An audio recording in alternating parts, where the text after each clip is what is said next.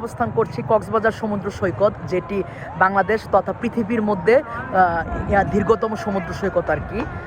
আর মানে এটা আসলে বাংলাদেশের পর্যটন সেক্টরের সবচেয়ে গুরুত্বপূর্ণ এবং সবচেয়ে মানে প্রধান পর্যটন মানে আর কি কেন্দ্রগুলোর মধ্যে প্রধান তালিকায় আছে আর কি।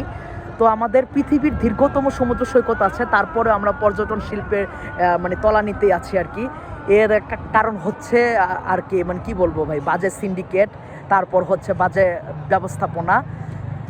আর মানে আসলে এই কক্সবাজারে মানে মোড়ে মোড়ে সিন্ডিকেট, প্রত্যেকটা জায়গায় জায়গায় আসলে সিন্ডিকেট। আমি কিছুক্ষণ আগে হচ্ছে একটা ঘোড়ায় উঠছি, তো মানে আর কি ঘোড়াটা হচ্ছে মানে অল্প একটু চক্কর দিচ্ছে আমাকে নিয়ে, জাস্ট এদিক থেকে ধরেন যে এদিক থেকে এটুক পর্যন্ত। তো মানে আসলে একটু ইয়া নিচ্ছে আর কি, মানে আর কি চক্কর দিচ্ছে। এটার জন্য হচ্ছে যায় আমাকে চার্জ করছে 300 টাকা, ঠিক আছে।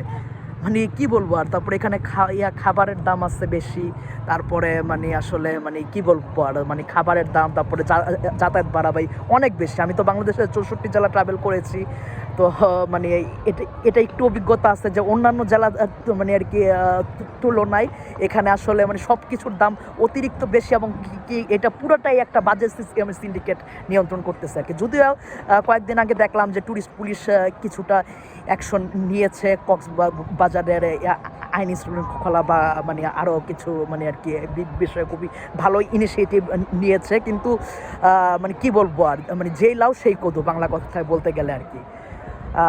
কিন্তু অথচ এই পৃথিবীর দীর্ঘতম সমুদ্র সৈকত দিয়ে, যেটা মানে মহান আল্লাহ তাআলা আমাদের মানে দেশকে দিয়েছে আর কি, এই কক্সবাজার সমুদ্র সৈকত দিয়ে কিন্তু আমরা পর্যটন শিল্পের একদম মানে আর কি উঁচু স্থানে চলে যেতে পারতাম। শুধু মানে সাউথ এশিয়া না, এশিয়ার মধ্যে হচ্ছে আমরা একটা ট্যুরিজম হাবে থাকতাম যদি কক্সবাজারকে যদি আমরা মানে সঠিকভাবে মানে আর কি ব্যবহার করতে পারতাম, এবং মানে আসলে যে মানে আর কি প্ল্যানগুলো আছে পর্যটন উন্নয়নের ক্ষেত্রে, এগুলো যদি আমরা সঠিকভাবে ব্যবহার করতে পারতাম, তাহলে কিন্তু আমরা আসলে কক্সবাজার থেকে বিপুল পরিমাণ বৈদেশিক মুদ্রা অর্জন করতে পারতাম।